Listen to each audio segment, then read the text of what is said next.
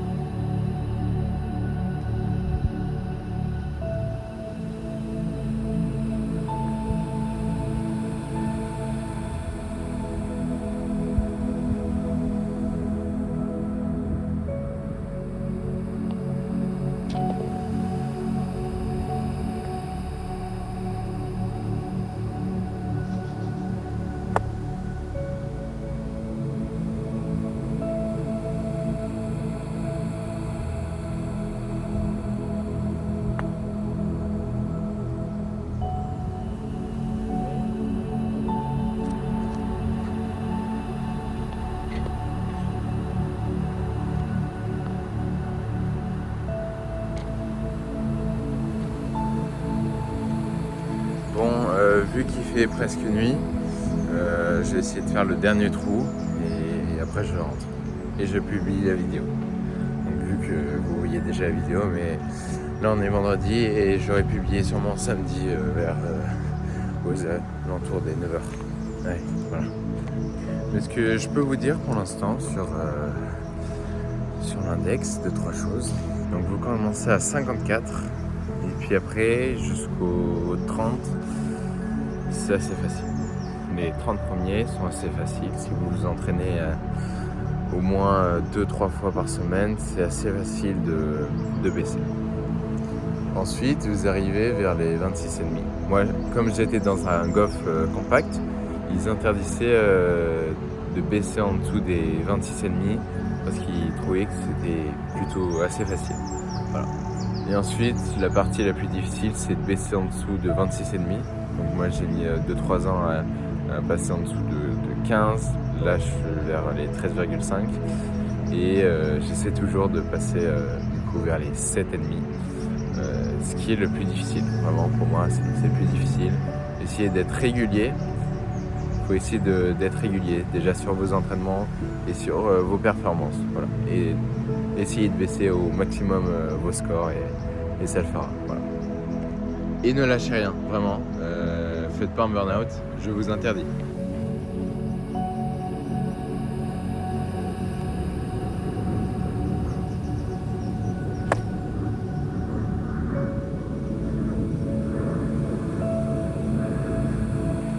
Bon, pour ce dernier trou, je suis arrivé sur le green, il me reste un peu de 5 mètres pour faire le birdie.